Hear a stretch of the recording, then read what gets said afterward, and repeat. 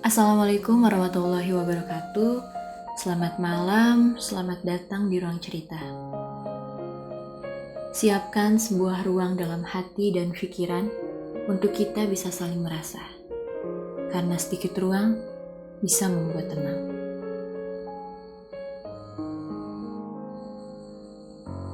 Entah apa yang ada dalam benak manusia. Rasa takut dan panik yang akhirnya mengalahkan nurani.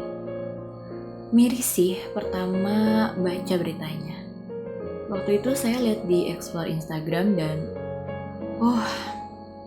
kenapa tega banget gitu. Tapi ya nggak bisa juga menyalahkan 100% sih. Ya mungkin Mungkin karena takut dan panik terus-terusan dengan pemberitaan tak dari siapa dan gak terlalu nyerna isi pemberitaan sampai tuntas, atau bisa jadi juga dengar beritanya atau informasinya itu yang negatif-negatifnya terus, yang positif malah diabaikan atau malah gak tahu. Atau ini nih, besar kemungkinan ada si A, B, atau C yang sengaja nyebar pemberitaan palsu atau hoax sampai akhirnya beberapa manusia dalam tanda kutip pun ikut terhanyut sama hoax itu dan berkembang biaklah si hoax itu. Banyak banget kemungkinan ya nggak sih? Jadi nggak bisa nyalahin 100% juga.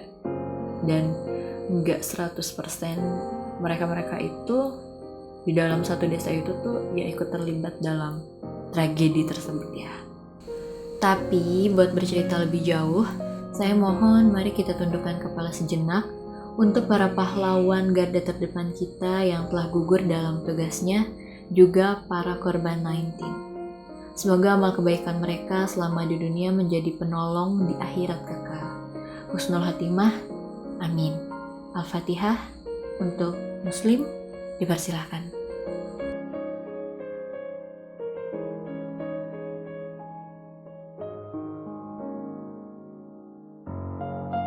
Terima kasih buat teman-teman yang sudah mendoakan. Semoga ini pun menjadi amal kebaikan kita di hadapannya. Amin ya Allah ya Rabbal Alamin.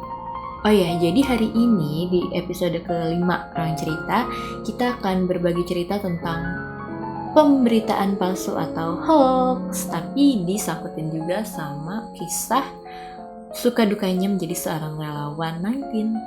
Serius deh, demi apapun kalau dengar kata hoax gitu ya, khususnya kata hoax, pemberitaan palsu, rasanya tuh kesel gitu, bete banget.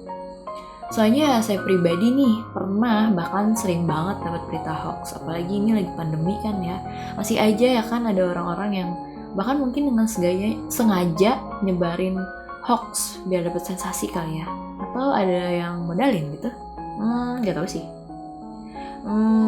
Balik gak sih netting kalau sama hal kayak gini? Gemes banget abis, kesel. Sampai kadang saya tuh jadi males banget gitu buat baca berita, cuma karena takut berita ini tuh hoax gitu. Karena beberapa kali yang saya baca beritanya itu ternyata hoax. Bete kan sebel, udah percaya ternyata itu bukan berita asli, ternyata itu hoax. Berita tentang jenazah salah satu perawat aja nih yang lagi booming. Awalnya tuh saya nggak percaya. Karena apa? Karena saya mikir, masa iya sih di Indonesia kayak gitu ya kan? Saya cari tahu ternyata itu beritanya valid. Ini bukan hoax. Hoax itu bahaya banget by the way teman-teman. Apalagi si beritanya yang benar-benar netting banget dan bikin down banyak orang. Ini sih super gila. Pelaku hoaxnya emang mesti banget dikejar sampai dapat dan diadili. Kalau bisa, harus bisa sih, harus sampai dapat, harus diadili juga lah kalau sampai bikin resah banyak orang. Jangan terus-terusan dilepas gitu aja, soalnya nggak akan kapok-kapok ya nggak sih. Hoax terus yang body shaming, bully-bully di medsos, sebel banget. Ngomong-ngomong soal hoax, ada satu abang saya nih yang mau ceritain suka dukanya jadi seorang relawan 19. Kenapa dari hoax jadi lari ke relawan? Yang diwawancarain tuh relawan. Kenapa? Apa keterkaitannya? Oh jelas sangat terkait. Karena pekerjaan beliau ini ada di tengah orang-orang penting di kota Bogor, dan beberapa minggu yang lalu pun ada berita hoax juga nih yang menyangkut Bapak Wali Kota kita, Bapak Wali Kota Bogor, Bapak Bima Arya. Oh ya, sebelumnya mari kembali kita doakan juga Bapak Bima Arya dan semua warga yang teridentifikasi positif 19, PDP ataupun ODP agar kembali pulih. Karena ketika Allah berkehendak, semua pasti akan baik-baik saja. All is well. Amin. So, langsung aja kita bercerita bareng Bang Hari, dan langsung aja kita hubungkan sama Bang Hari.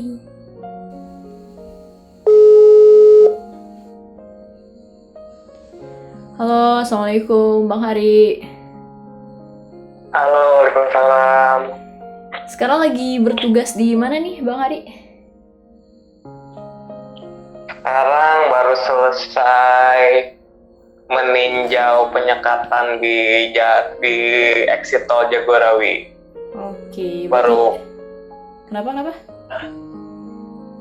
enggak tadi baru selesai ngecek di checkpoint di exit tol Jagorawi. Nah gitu. Jadi sekarang tuh jadi relawan ya? Ya, ditugaskan lah untuk standby di krisis center. Oke. Gitu, Jang. Oke. Iya, katanya Bang Hari mau cerita nih tentang suka dukanya jadi seorang relawan di tengah pandemi kayak gini ya kan. Kita tahu lah pandeminya parah banget ini kan. Terus sebelum masuk ke suka dukanya jadi seorang relawan, kemarin tuh sempat ngedenger beberapa berita palsu atau hoax tentang dokter ya, salah satu dokter yang meninggal katanya sih tertular dari Bapak Wali Kota kita. Itu gimana tuh Bang? Itu hoax apa enggak sih? Jadi almarhum Dr. Budi ini salah satu pejabat struktural di Dinas Kesehatan Kota Bogor. Nah, Dr. Budi ini wafat beberapa waktu setelah Wali Kota Bogor, Kang Bima Arya itu positif COVID-19. Nah, isu yang berkembang di masyarakat adalah bahwa almarhum Dr. Budi terpapar virus setelah Kang Bima pulang dari kunjungan luar negeri. Iya, betul. Nah, sebetulnya kabar itu tidak benar, karena yang faktanya di lapangan adalah Dr. Budi sebelumnya sudah positif COVID-19, tapi belum dicek swab, belum dilakukan pengetesan swab test ataupun rapid test. Jadi saat itu kabarnya Dr. Budi terpapar dari pasiennya, karena Dr. Budi ini kan kebetulan dokter gigi. Nah, jadi kemungkinan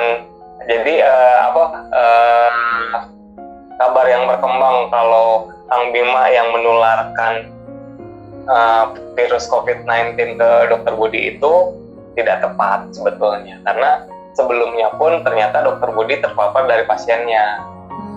Itu. Oh, berarti itu yang berita benernya ya? Iya, jadi momentumnya memang karena Kang Bima baru pulang dari luar negeri, kunjungan luar negeri, lalu pulang ke Indonesia, dijemput di bandara oleh Dr. Budi. Dr. Budi juga yang mengantarkan Kang Bima untuk swab test itu di Bogor Senior Hospital. Yang mengantarkan juga Dr. Budi. Jadi isu yang berkembang kalau Kang Bima memaparkan virus ke Dr. Budi itu tidak benar, karena sebelumnya Dr. Budi sudah terpapar virus COVID-19 dari pasiennya. Seperti itu sih. Itu informasi yang didapat setelah kabar-kabar burung yang kesana kemari, hoax yang udah berkembang di mana-mana gitu. Iya. Nah, terus selain kasus si almarhum Dr. Budi ini, ada lagi nggak sih pemberitaan-pemberitaan palsu tentang apa ya, tentang wabah ini sih, khususnya di Kota Bogor sendiri, Bang? Ada nggak sih? Dan itu tuh berita palsu gitu ternyata. Soalnya banyak banget nih WhatsApp yang masuk juga ke gue gitu. Dan itu tuh ternyata palsu kan, kayak kemarin apa ya, berita tentang yang katanya Bogor mau lockdown total, sempet juga tuh masuk ke WhatsApp, dan ternyata itu kabar burung, ternyata nggak seperti itu kabarnya. Gimana tuh, Bang? Nah, jadi inilah peran kita sebagai anak muda, peran kita yang katanya sebagai generasi milenial yang lebih update tentang informasi. Harusnya kita bisa lebih jeli akan informasi yang beredar dan berkembang di media-media sosial, khususnya grup-grup WhatsApp atau grup-grup chat-chat yang ada di media sosial. Jadi kayak salah satu contohnya kayak yang ramai banget itu, yang senasional mungkin ramai adalah wafatnya Dokter Budi karena terpapar dari Kang Bima. Itu nggak benar. Terus juga ada kasus kalau beberapa waktu lalu di daerah Kota Bogor ada driver ojol yang apa ya? Yang ada driver ojol yang kolaps apa pingsan gitu di salah satu wilayah Kota Bogor, dan orang tuh menduganya dia terpapar virus, indikasinya virus kayak gitu. Ada tuh kemarin kabarnya kayak gitu. Oh gitu nih. Jadi ada driver ojol, jadi itu kan sampai sempat rame tuh, ada videonya dan lain-lain. Ternyata si driver ojol ini ya bukannya positif virus, tapi dia ada serangan jantung. Karena lambatnya penanganan, warga-warga juga mungkin ketakutan, paranoid, ya akhirnya nggak tertolong. Akhirnya wafat juga. Kemarin sempat dengar kabar akhirnya wafat juga. Itulah yang bikin informasi simpang siur, banyak orang salah jadi salah paham ya? akan ya benar-benar. Terus karena ketidakpaham.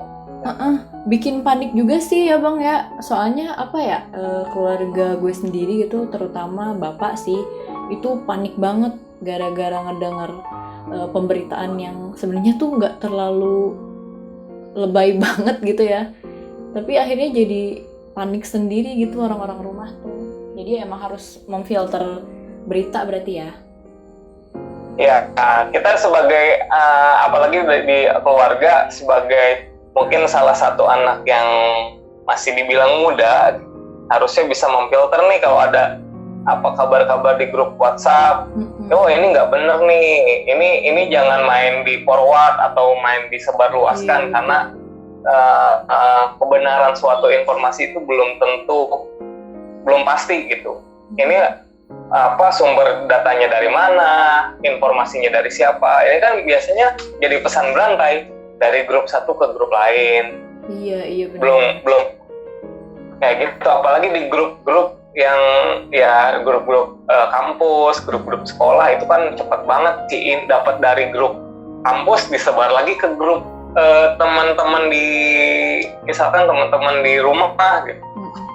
Kayak gitu biasanya. Jadi pesan berantai itu, kalau kita bisa memutus rantai itu sendiri dan mencoba lebih aware di dalam lingkungan kita, kita harus bisa lebih menekan itu.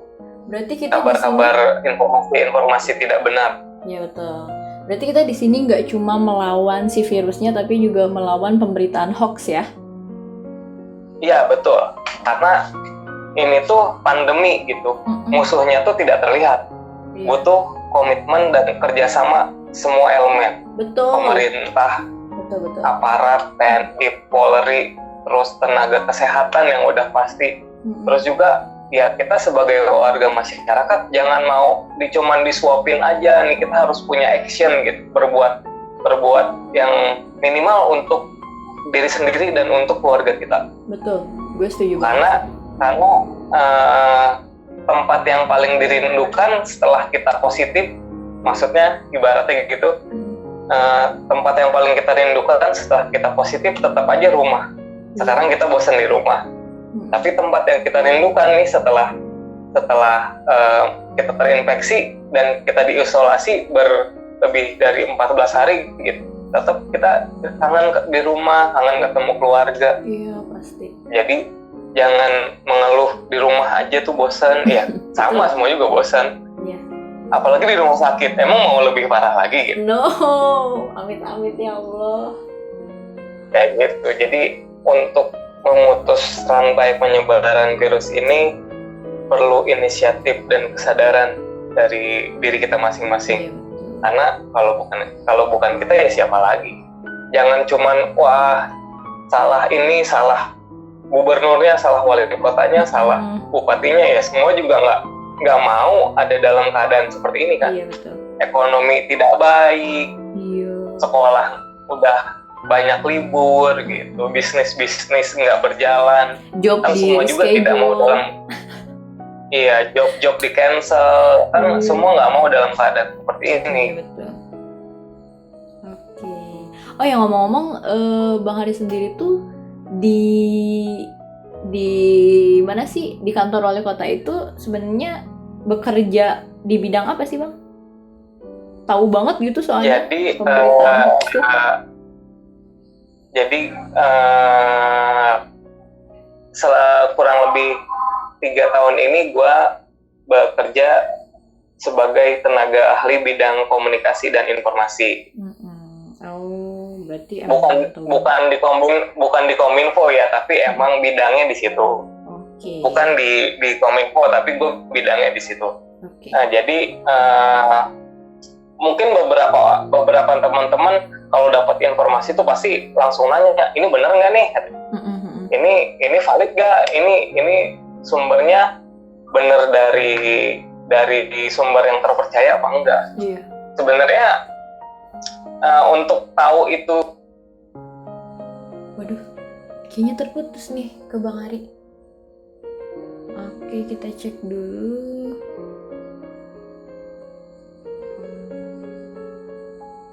Oh iya, ternyata keputus. Langsung aja kita sambungin lagi ke Bang Hari.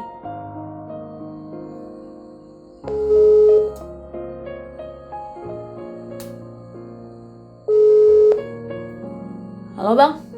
halo. Keputus ya? Parah lo. Bukan salah gue, sinyal mungkin. Yaudah lanjutin lagi ceritanya. Iya, jadi dalam mengolah informasi kita harus jeli ketika dapat suatu informasi atau sebuah pesan di dalam grup chat misalkan. Pengen tahu nih ini benar apa enggak?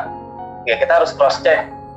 Kita kan sekarang teknologi udah canggih, handphone udah koneksi internetnya udah sangat mudah gitu. Gampang lah sekarang searching. Misalkan judul dari pesan itu apa, copy aja terus di-paste di Google, searching di Google. Kalau emang itu benar biasanya akan muncul di media-media nasional atau media-media yang kredibel, misalkan Kompas, Detikcom, Kumparan, kayak gitu. Misalkan kayak awal-awal nih, wah Kang Bima emang iya ya positif nih, padahal pulang aja belum gitu.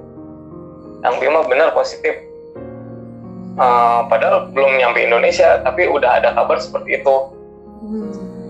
Itu bisa dicek sebenarnya, karena positif dan ODP itu beda, suspek COVID dan ODP itu beda. ODP itu orang-orang yang baru pulang dari luar negeri, punya riwayat berkontak dengan orang-orang yang positif gitu. Makanya cari informasinya tuh di searching di Google. Kalau emang muncul di media-media yang kredibel, wah berarti keakuratannya bisa dipertanggungjawabkan. Tapi sekarang banyak informasi yang ini sumbernya dari mana nggak jelas. Iya gitu. betul. Misalkan orang asal ketik aja gitu. Asal ketik kan kemarin beredar tuh antivirus yang dikalungin tuh. Iya, jadi yang dipakai sama selebriti Indonesia dengan cuman bikin komposisinya dengan bahasa-bahasa ilmiah, terus dipakai sama artis-artis, orang Indonesia tuh pasti percaya dengan hal-hal kayak gitu. Padahal untuk mencegah virus itu ya dengan pola hidup sehat. Bukannya beli-beli antivirus kan gitu. Ya apa badan kita emang sistem komputer kan bukan. Oke, berarti itu kurang lebih tips and trick untuk ini ya, untuk bisa terbebas dari berita hoax. Masuk kan tuh? Ya, jadi kalau dalam bahasa jurnalistik, jurnalis itu harus punya sikap skeptis. Oke. Skeptis itu tidak mudah, maksudnya bukan tidak mudah percaya, tapi bila dapat suatu informasi itu nggak mudah jadi difilter, nggak ditelan mentah-mentah lah. Okay. Jadi di cross check lagi sumbernya, narasumbernya ini siapa, misalkan ada dokternya namanya siapa, ini bener kan ini dokter, kan orang asal ketik lah, ini bikin aja narasumber palsu kayak gitu. Atau ini sumber informasinya dapat dari mana, datanya apakah dari lembaga-lembaga pemerintah, kan nggak, jangan asal gitu. Iya benar sih, benar banget. Oh iya, jadi mulai dari diri kita sendiri. Bang Hari, ngomong-ngomong, gimana kabarnya Pak Bima Arya? Kang Bima alhamdulillah 3 hari atau 4 hari lalu ya, kayaknya hari Jumat deh, itu udah pulang ke rumah. Udah isolasi mandiri sekarang di rumah. Oke, alhamdulillah ya. Jadi setelah 22 hari di rumah sakit, dilanjutkan dengan isolasi mandiri di rumah. Kemarin itu kenapa sampai 22 hari? Karena kemarin itu nunggu tes, hasil tes terakhirnya itu lumayan lama, karena prosedurnya karena cukup rumit dan berjauhan, harus ke laboratorium kesehatan di Jakarta, di Bandung. Jadi hasilnya, karena kan nggak cuma Kang Bima yang positif, banyak orang-orang yang suspek COVID yang lagi berjuang. Jadi hasil tesnya itu lama, jadi baru 22 hari pulang dari rumah sakit. Nah sekarang lagi dalam tahap pemulihan di rumah. Semoga Kang Bima bisa beraktivitas kembali, bisa bergabung dengan warga Kota Bogor. Iya, amin. Ada juga kutipan dari Kang Bima ya, waktu pas awal-awal Kang Bima diisolasi juga deh kalau nggak salah. Kutipannya tuh bagus banget deh Bang. Gue lupa keseluruhan kutipan itu, cuma yang gue inget tuh intinya ya Kang Bima juga menjauhkan diri dari sosial media dulu ya, karena menurut beliau emang sosmed itu justru mempengaruhi kesehatan seseorang ternyata ya.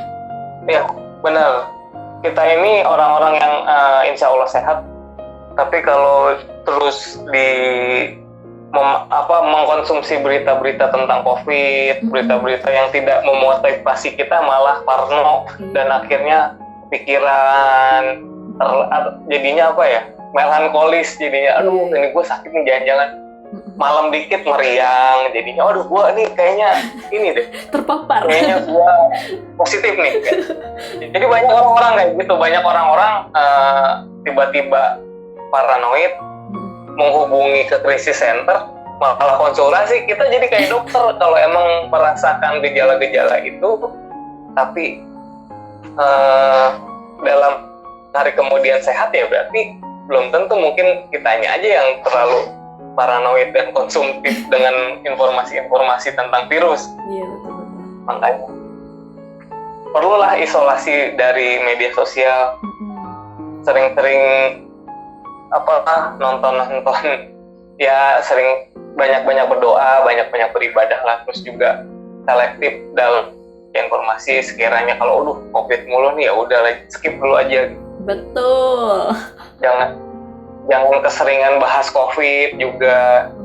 Insya Allah lah, semoga kita nanti udah kangen nih sholat Jumat bareng, terus juga nanti Idul Fitri bisa taraweh bareng.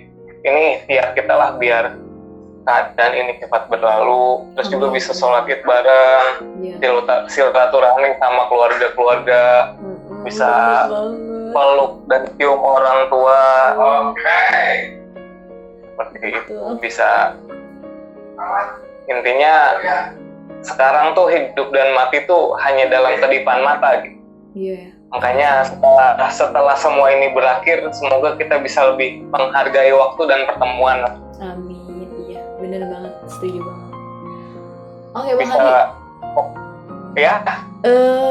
Cerita dong, ceritain suka dukanya jadi seorang relawan COVID-19 di Krisis Center Bogor. Gimana tuh suka dukanya? Pasti seru banget sih kayaknya, gue pengen banget jadi relawan, tapi kan ya gimana. Silakan ceritain. Jadi alhamdulillah di Bogor itu, khususnya di kota Bogor ya, banyak anak-anak muda yang peduli. Iya, parah. Keren banget sih Bogor. Ya, nah, alhamdulillah gue bisa menjadi jembatan mereka untuk support teman-teman tenaga medis yang membutuhkan support gitu atau bantuan. Nah, kalau kesan-kesannya, suka dukanya selama di krisis center, hampir jarang pulang ke rumah karena khawatir sama orang rumah gitu. Kita nggak tahu, kita tuh orang dengan resiko ya gitu, labelnya tuh orang dengan resiko, khawatir menularkan sesuatu ke orang-orang di rumah. Terus juga nggak tiap hari sih, beberapa hari sekali kita distribusiin makanan untuk tenaga medis di rumah sakit, nganterin APD, nganterin disinfektan gitu. Walaupun kita tidak bertemu atau bersentuhan langsung dengan mereka, di situ teriring doa dan harapan dari orang-orang yang udah bantu donasi dalam bentuk makanan, APD dan lain-lain. Teriring doa mereka yang kita serahin ke teman-teman di rumah sakit. Terus ya banyaklah teman-teman di sini yang nggak bisa pulang, yang harus pulang itu nggak bisa meluk anaknya gitu, harus berbeda kamar karena ya kita nggak bisa work from home gitu, kita harus di sini setiap waktu, nggak ada tanggal merah lah, semuanya tanggal merah sekarang. nggak ada tanggal merah di waktu tertentu karena semuanya tanggal merah gitu. Jadi 1 kali 24 jam seminggu, 7 hari dalam seminggu kita di sini nerima bantuan dari banyak donatur, juga kemarin dari teman-teman anak-anak muda-mudi Bogor nih, alhamdulillah juga mereka support dalam bentuk paket sembako. Nah, kita bantu distribusi lah. Dan jangan lupa nih, besok hari Rabu 15 April 2020 PSBB berlaku di Kota Bogor, Kabupaten Bogor, Kota Depok. Wah, masa hilang lagi nih? Wait, kita sambungin lagi. Aduh, ini putus nyambung terus deh. Yuk, sambungin lagi. Lanjutin lagi dong. Ini kenapa jadi putus nyambung terus ya? Oke, jadi suka dukanya itu kita nggak bisa pulang tiap waktu, nggak bisa ketemu keluarga, nggak work from home gitu, karena kalau kita nggak di sini kasihan teman-teman medis yang lagi berjuang. Terus kalau pulang juga kita takutnya resiko jadi carrier gitu, walaupun kita nggak tahu, kita orang dalam resiko gitu. Resikonya kalau kita pulang kita takut membawa sesuatu hal yang tidak baik untuk keluarga kita. Kasihan teman-teman yang udah berkeluarga nggak bisa intens sama anak dan istrinya kayak gitu. Terus jadi untuk beberapa hari ke depan, 14 hari ke depan itu, besok 15 April udah mulai PSBB di Kota Bogor, Kabupaten Bogor, Kota Bekasi, Kabupaten Bekasi, dan Kota Depok. Jadi teman-teman yang emang nggak punya keperluan yang sangat mendesak, janganlah keluar rumah. Kalau emang keluar rumah, mau beli bahan makanan, mau beli kebutuhan pokok, dengan catatan menggunakan masker, menggunakan alat pelindung diri gitu. Dalam artian berpakaian yang tertutup, mulailah dari sendiri, jangan cuek, udahlah virus kalau emang mati mau mati ya, semua juga orang mati, tapi emang mau mati dalam keadaan positif COVID. Iya benar-benar. Nah selain kita menularkan ke orang lain juga, orang yang nguburin lu juga nanti bisa jadi positif gitu. Lu udah mau mati, malah nyusahin orang yang hidup. Ya gitu. Janganlah. Sekarang ya mulailah kesadaran dari diri sendiri. Kalau emang semuanya pengen cepet selesai ya, kalau emang pengen cepet main lagi, nongkrong lagi, pengen cepet kuliah lagi, kerja lagi, mulai dari sekarang di rumah aja. Ulah budak gidik di imah we. Kayak gitu. Betul, setuju banget sih. Kayak gitu Jang, karena kasihan tenaga medis yang emang tiap hari berjibaku dengan teman-teman yang lagi berjuang di melawan virus. Karena kerasa kok pakai baju APD itu udah nggak bisa ngapa-ngapain, panasnya bukan main, nggak bisa buang air, minum aja susah kayak gitu. Iya sih. Itu kerasa banget. Gue juga. Bener. Iya benar-benar.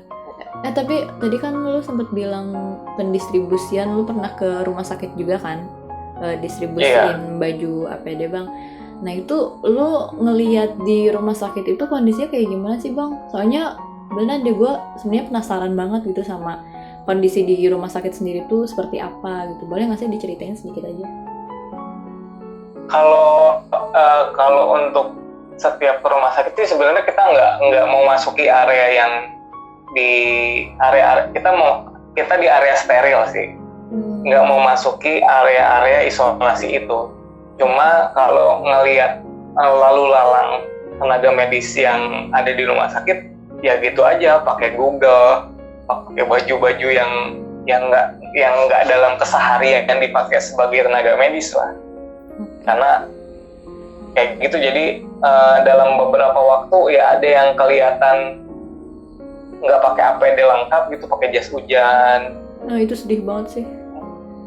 Pakai jas hujan, duduk, itu beneran kelihatan duduk terus kayak orang capek gitu, ketiduran di pojok-pojok ruangan. Terus ada yang harus mungkin nggak mau sholat dalam keadaan seperti itu ya, tapi mau gimana lagi, namanya ibadah harus dijalani. Ada yang sholat masih pakai APD lengkap, karena ketika APD dibuka ya nggak bisa dipakai lagi. Nilai APD itu sekitar 1 juta gitu, minimum itu 1 juta. Ya kalau dibuka ya itu 1 juta tuh pakaian yang mereka pakai untuk kita gitu. Kemarin Dokter Tirta bilang ini setelah kalau pandemi gini terus ya lama-lama rumah sakit akan bangkrut, karena yang mereka kendalikan itu ya virus.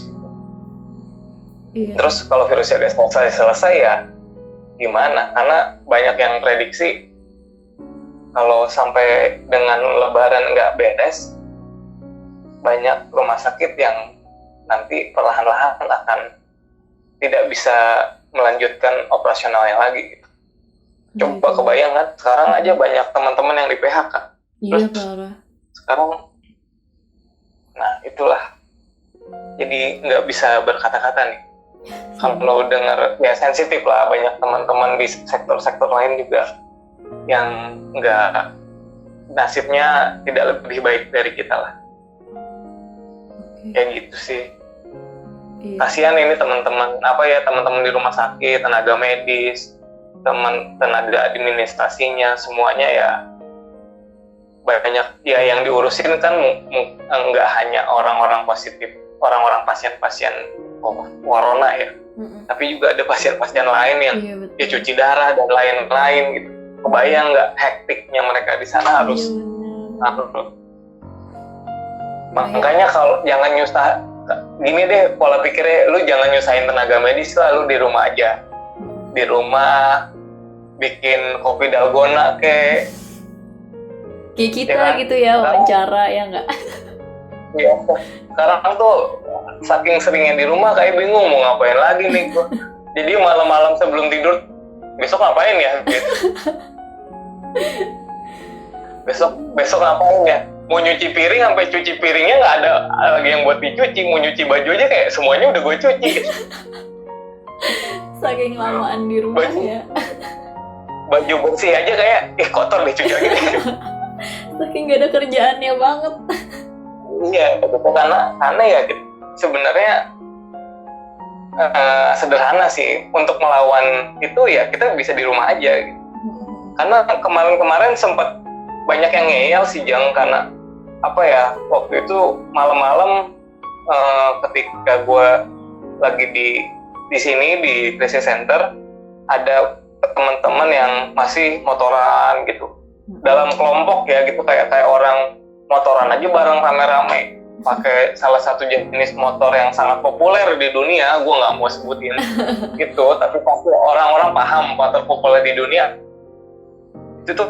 Kata gue, karena ini gue kasih tahu nih, kalau lu anak motor gitu, ngaku anak motor, lu tuh bisa berpindah tempat dari satu tempat ke tempat lain dengan cepat tanpa lu sadar lu bawa virus apa enggak. Ketika lu pergi misalkan ke tempat-tempat katanya kan nggak boleh rame-rame nih, lu sendiri, kalau lu positif, lu datang ke satu desa, satu kampung, terus lu menularkan orang lain di situ, sedangkan fasilitas kesehatannya nggak memadai, gimana? Lu bakal nyusahin orang-orang di kampung itu. Jadi efeknya efek domino juga. Makanya untuk teman-teman yang senang motoran, dimohonlah untuk menahan diri dulu, jangan kemana-mana. Iya, betul. Karena kita nggak tahu nih kita membawa virus atau enggak. Betul, bisa. Kayak gitu sih. Kasihan orang-orang di daerah itu, kita aja yang di kota nih babak belur banget, apalagi orang-orang di daerah. Gimana mau bawanya, mereka APD aja nggak ada, kendaraan aja susah. Iya, kerasa sih, soalnya gue orang daerah. Orang kampung ya ibaratnya. Iya. Gue ibaratnya tahu lah dulu Ajeng sesak napas di gunung terus udah kita berisik, nggak usah disebutin gitu juga Bang. Udah. Ya, kebayang. Itu beda urusan ya, mohon maaf. Kenapa jadi nyambung ke sini? Apalagi itu kalau COVID sangat nyusahin. Iya. Iya, berarti gue nyusahin ya dulu, ya Allah, maafin loh. Iya lah, kalau dibilang nyusahin. Seperti itu. Jadi banyak hal yang perlu dipertimbangkan kalau mau keluar rumah tuh. Kalau nggak perlu banget, ngapain deh. Iya, benar juga sih emang. Oh, berarti PSBB ini dimulai dari besok ya, tanggal 15 April. Iya, besok tanggal 15 April di Kota Bogor, Depok, dan Bekasi, Kabupaten Bogor dan Kabupaten Bekasi. Karena Jakarta udah mulai berjalan sejak Jumat kemarin dan menyusul Kota Bogor besok. Jadi jangan mencoba-coba ada di jalanan kalau nggak perlu banget, daripada nanti kalau emang orang yang membandel bakal dipenjara kan. Kabarnya seperti itu. Kalau bandel mau dipenjara 1 tahun, di rumah aja udah bete, apalagi di penjara. Coba bayangin. Bener banget. Kayak gitu. Nah, kalau teman-teman yang masih terpaksa kerja, terus karena sekarang situasinya sepi di jalanan, terus juga banyak kejahatan-kejahatan nih, kabarnya udah rame, begal-begal gitu udah mulai rame lagi nih. Aduh. Berhati-hatilah. Makanya kalau bisa untuk bekerja di rumah ya mending di rumah deh. Bahaya. Lo Khawatir. memancing ngomong begal, gue jadi keinget berita yang katanya bukan beberapa lagi, katanya ratusan narapidana yang dibebasin gitu, itu valid gak sih? Nah itu benar, ratusan narapidana dibebaskan. Oh my god. Aduh gue lupa istilahnya, pokoknya dibebaskan. Terus setelah dibebaskan, si narapidana itu kebingungan dong, biasa di penjara dikasih makan kan ya, Iya. makan tidur. Nah keluar keadaannya kayak gini, ekonomi susah. Aduh, gue mau makan apaan ya? Akhirnya ujung-ujungnya kriminal lagi aja, di penjara lagi gitu. Aduh, gue ngeri. Kenapa harus dibebasin gitu ya? Aduh ya Allah. Bingung sih gue. Betul. Ya susah sih itu. Iya, bukan ranah kita ya, bukan ranah kita. Bukan ranah kita, cuman ya inilah Indonesia, negeriku orangnya lucu-lucu. Oke, ada yang mau dibagiin lagi nggak cerita nih tentang jadi relawan gitu? Atau berita hoax lagi? Pokoknya ketika ya kalau berita hoax ya teman-teman lebih selektif lagi dalam membaca atau membagikan pesan. Gue yakin anak-anak muda sekarang cerdas-cerdas lah. Iya, pasti. Jangan kalah jangan menjadi penyebar informasi bohong atau hoax kayak gitu. Kalau cerita-cerita di krisis center ya sejauh ini gue belum pulang itu 5 hari sekali atau 6 hari sekali, dan di rumah cuma 1 malam, dan besok gue harus balik lagi. Semangat loh Bang Hari. Iya, dan yang cuma gue aja sih, banyak teman-teman yang lain juga. Terus ya itulah, mohon doanya untuk teman-teman medis, tenaga-tenaga medis di rumah sakit. Semoga keadaan ini segera berlalu. Amin ya Allah. Kembali lagi dalam kehidupan yang senormal-normalnya. Bisa tidur malam bangun pagi kayak gitu, bisa nggak ada rasa khawatir beraktivitas lah ya, nggak ada rasa panik. Iya. Semoga aja. Nggak ada, ya semuanya ada plus minus sih, ada positif betul. negatif. Positifnya kita sangat menjaga kebersihan sekali. Iya, betul sekali.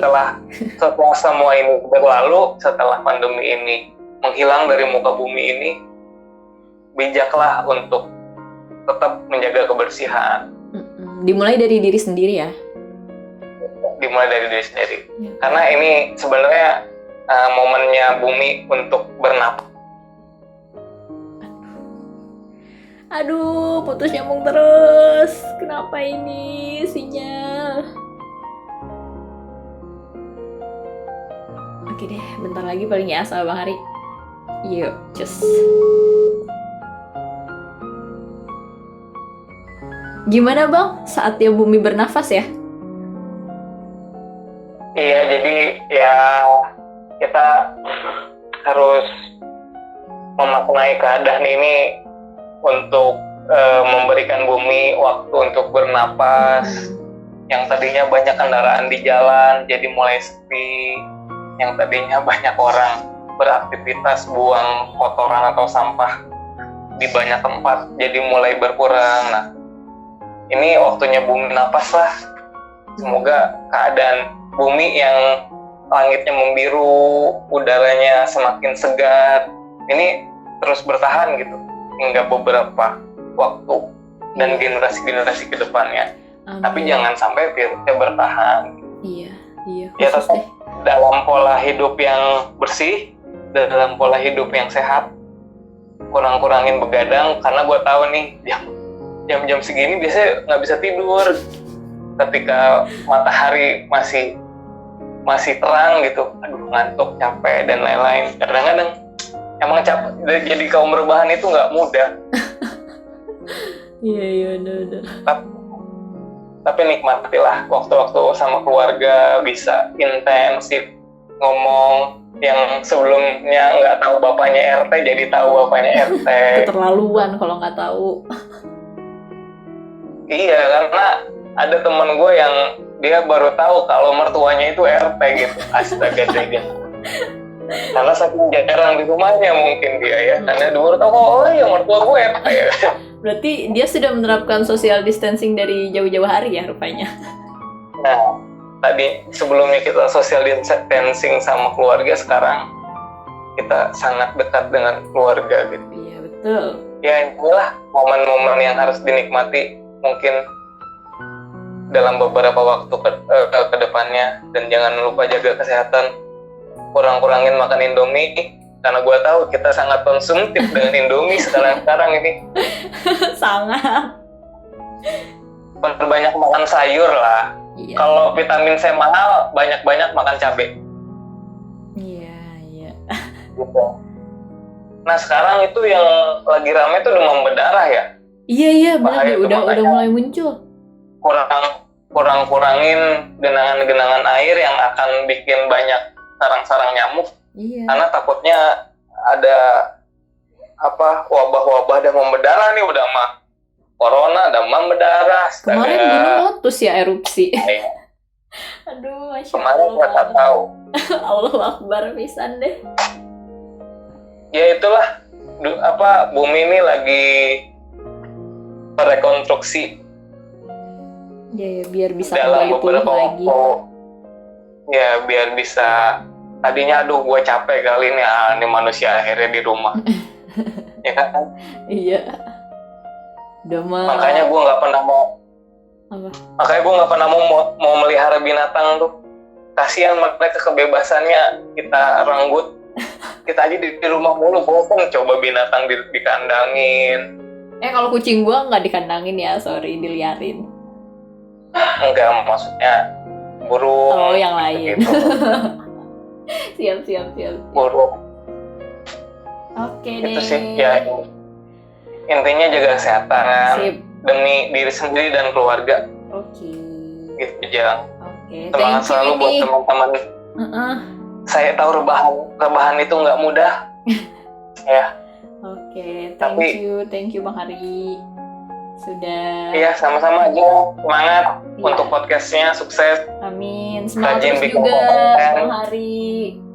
Hari-harinya Iya. biar lebih happy aja di krisis center ya. Semoga badannya tetap sehat. Semuanya deh buat semua relawan Amin. yang ada di seluruh Indonesia pokoknya nih.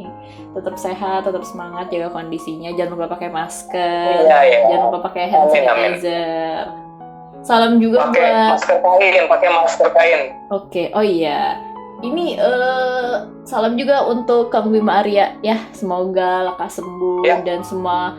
dan untuk semua warga yang mungkin terpapar sama virus corona itu semoga cepat dipulihkan kembali gitu. Yang ODP juga Amin. semoga terbebas lah dari sebutan ODP dan PDP. Oke?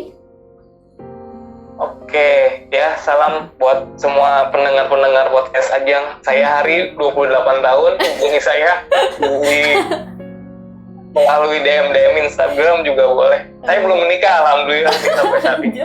Kenapa jadi mempromosikan diri sih? Udahlah, nggak usah dipromosikan. Oh iya, kalau mau promosi, kalau mau lihat Instagramnya Bang Hari boleh lah ya. @apa tuh Bang? @hariangga_. Oke. Kontennya itu nggak jauh-jauh dari video. Oke, Itu aja. siap bos. Oke, thank you Bang Oke. Hari. Selamat menjalankan Oke, tugas. Ajang. Terima kasih. Selamat istirahat. Dadah. Dah. Itu dia teman-teman cerita suka dukanya jadi seorang relawan 19 yang bertugas di Krisis Center Kota Bogor dengan beberapa info penting tentang pemberitaan hoax juga ya yang dibahas. So, untuk kita semua nih, intinya jangan sampai menelan mentah-mentah pemberitaan atau informasi apapun itu, khususnya di saat kondisi pandemi seperti ini. Butuh banget kerjasama seluruh elemen masyarakat mulai dari pemerintah pusat sampai warga di daerah untuk bisa sesegera mungkin melawan serta menghentikan pandemi ini. Jangan lupa terus berdoa, karena hanya Allah yang berkuasa atas semesta ini. Mari kita terus doakan juga, jangan bosan nih untuk para tim medis garda terdepan kita, untuk para pejuang jalanan, relawan, jurnalis, para pekerja yang belum juga WFH. Sehat selalu, jaga kondisinya, ayo saling bantu sesama. Oh ya, terima kasih untuk para pendengar setia Ruang Cerita. Semoga gak pernah bosan dengerin celotehan random saya ya. Bye, Assalamualaikum.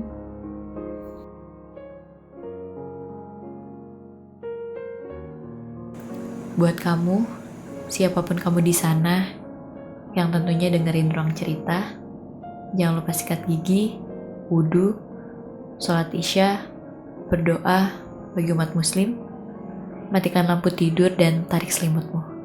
Semoga tidurmu nyenyak. See you.